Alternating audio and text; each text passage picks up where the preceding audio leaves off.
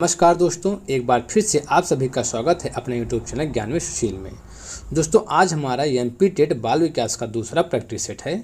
इससे पहले हम आपको एक प्रैक्टिस सेट दे चुके हैं। तो ठीक है, जो हमारा पहला प्रश्न है, कमज़ोर वर्गों के लिए शिक्षा योजना है।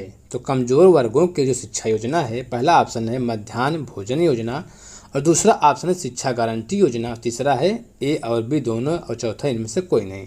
तो इसका जो सही आंसर होगा ए और बी दोनों, मध्याह्न भोजन योजना और शिक्षा गारंटी योजना।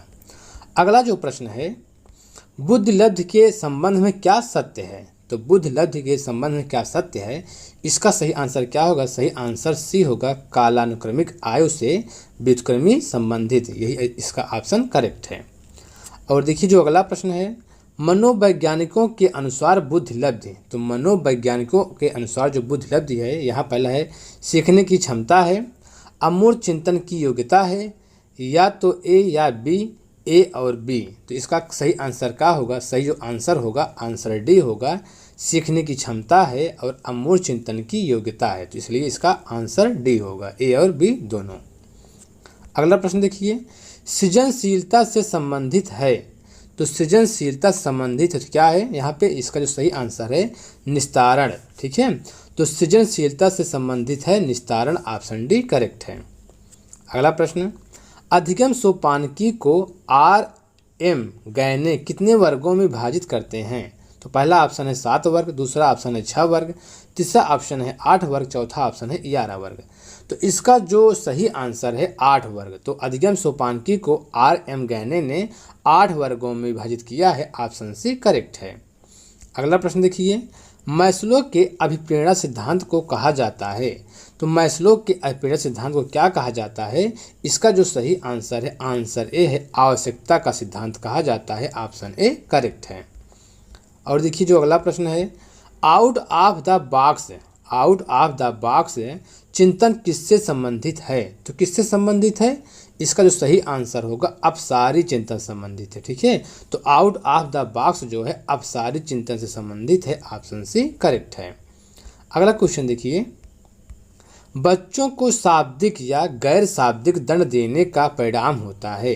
तो बच्चों को शाब्दिक या गैर शाब्दिक जो दंड दिया जाता है उसका परिणाम क्या होता है। तो पहला जो ऑप्शन है, उन्हें कार्य करने के लिए प्रेरित करना, बच्चों की छवि को सुरक्षा करना, उनके अंकों में सुधार करना, और चौथा ऑप्शन है उनके स्वयं के प्रति अवधारणा को नष्ट करना। तो इसका जो सही आंसर डी है, उनके स्वयं के प्रति अवधारणा को नष्ट करना। 9वां प्रश्न देखिए, निम्नलिखित में से कौन सा कारक स्मृति से संबंधित नहीं है। तो कौन सा कारक जो है स्मृति से संबंधित नहीं है, यहाँ पे जो होगा अनुभूति होगा, ऑप्शन डी। ठीक है, तो ऑप्शन डी करेक्ट होगा, अनुभूति जो है स्मृति से संबंधित नहीं है, ऑप्शन डी करेक्ट है। अभिवृत्ति संप्रत्यय है। तो अभिवृत्ति संप्रत्यय क्या है, जो पहला ऑप्शन है संज्ञान परक है, दूसरा है क्रिया परक, तीसरा है संवेगात्मक, और चौथा ये सभी। तो इसका सही आंसर क्या होगा, ये सभी संज्ञान परक भी है, क्रिया परक भी है, संवेगात्मक भी है, तो ये सभी है, ऑप्शन डी करेक्ट है। अगला क्वेश्चन देखिए, शिक्षण से अधिगम पर बल देने वाला परिवर्तन हो सकता है।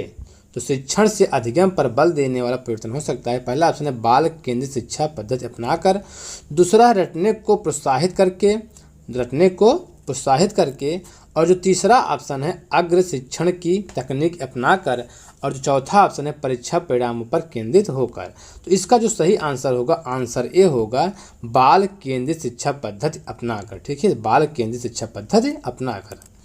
अगला क्वेश्चन देखिए, अभिप्रेरणा के स्रोत कौन से हैं। अभिप्रेरणा के स्रोत कौन से हैं, तो इसका जो सही आंसर होगा आंसर ए होगा, आवश्यकता। ठीक है, तो अभिप्रेरणा के स्रोत कौन से हैं, इसमें से आवश्यकता है, ऑप्शन ए करेक्ट है। अगला प्रश्न देखिए, आनुवंशिकता को सामाजिक संरचना का माना जाता है। आनुवंशिकता को सामाजिक संरचना माना जाता है, तो कैसा माना जाता है, स्थिर माना जाता है। आनुवंशिकता को जो है स्थिर सामाजिक संरचना माना जाता है, ऑप्शन बी करेक्ट है। अगला प्रश्न देखिए, व्यवहार में होने वाले अस्थायी परिवर्तन जो अभ्यास के कारण होते हैं को कहा जाता है। तो उससे क्या कहा जाता है, उसे सीखना कहा जाता है। ठीक है, तो व्यवहार में होने वाले जो अस्थायी परिवर्तन होता है उसे सीखना कहा जाता है, ऑप्शन ए करेक्ट है। अगला प्रश्न, बच्चे के संज्ञानात्मक विकास हेतु उत्तम स्थान है। तो बच्चे के जो संज्ञानात्मक विकास होने का जो उत्तम स्थान है, पहला है खेल का मैदान, दूसरा है सभागार, तीसरा है घर और चौथा विद्यालय एवं कक्षा का वातावरण है। इसका जो सही आंसर होगा विद्यालय एवं कक्षा का वातावरण होगा। ऑप्शन डी करेक्ट है। अगला प्रश्न देखिए, सबसे अधिक गहन और जटिल समाजीकरण होता है। तो सबसे अधिक गहन और जो जटिल समाजीकरण होता है तो किस अवस्था के दौरान होता है? यहाँ पे जो पहला ऑप्शन है बाल्यावस्था के दौरान, दूसरा है प्रौढ़ावस्था के दौरान, तीसरा है व्यक्ति के पूरे जीवन में और चौथा है किशोरावस्था। तो इसका जो सही आंसर होगा किशोरावस्था के दौरान होता है। ऑप्शन डी करेक्ट है। अगला प्रश्न देखिए, चेस तथा कार्ड को निम्न में से किससे वर्गीकृत किया जा सकता है? तो चेस और जो कार्ड होता है तो यहाँ पे 4 ऑप्शन दिया गया है। लड़ाई वाले खेल हैं, ये बौद्धिक खेल हैं, प्रायोगिक खेल हैं, तो गतिमान खेल है। कौन सा ऑप्शन सही है? तो जो चेस तथा कार्ड होता है या बौद्धिक खेल होते हैं। ऑप्शन बी करेक्ट है। अगला प्रश्न देखिए, निम्न में से कौन सी शब्दावली प्रायः अप्रेरणा के साथ अंतः बदलाव के साथ इस्तेमाल की जाती है? तो इसका सही आंसर क्या होगा? इसका सही आंसर होगा आवश्यकता। ठीक है, ऑप्शन बी करेक्ट है। अगला प्रश्न देखिए, मानसिक स्वास्थ्य के नियमों को खोजना और उन्हें बनाए रखना अध्ययन का केंद्र बिंदु है। यह कथन किसका है? तो यह कथन किसका? ड्रेवर का है। ठीक है, ड्रेवर का। ऑप्शन सी करेक्ट है। अगला प्रश्न, किसी बालक के संवेगात्मक अनुभवों के विश्लेषण हेतु उपयुक्त तरीका है। तो कौन सा ऑप्शन इसका करेक्ट है? तो इसका जो ऑप्शन करेक्ट है उद्दीपकों की प्रतिक्रिया। ठीक है, उद्दीपकों की प्रतिक्रिया। ऑप्शन सी करेक्ट है। अगला प्रश्न देखिए, प्रधानाध्यापक या वरिष्ठ शिक्षक के लिए विद्यालय में कौन सा नेतृत्व शैली बेहतर है? तो कौन सा है? पहला है सत्ताधारी नेतृत्व, दूसरा है प्रजातांत्रिक नेतृत्व, तीसरा है हस्तक्षेपी नेतृत्व और चौथा है उपरोक्त में से कोई नहीं। इसका जो सही आंसर होगा प्रजातांत्रिक नेतृत्व। ठीक है, ऑप्शन बी करेक्ट है। अगला प्रश्न देखिए, परिपक्वता का संबंध है। तो परिपक्वता का संबंध किससे होता है? ऑप्शन ए है विकास से, ऑप्शन बी है बुद्धि से, ऑप्शन सी है सृजनात्मकता से, ऑप्शन डी है रुचि से।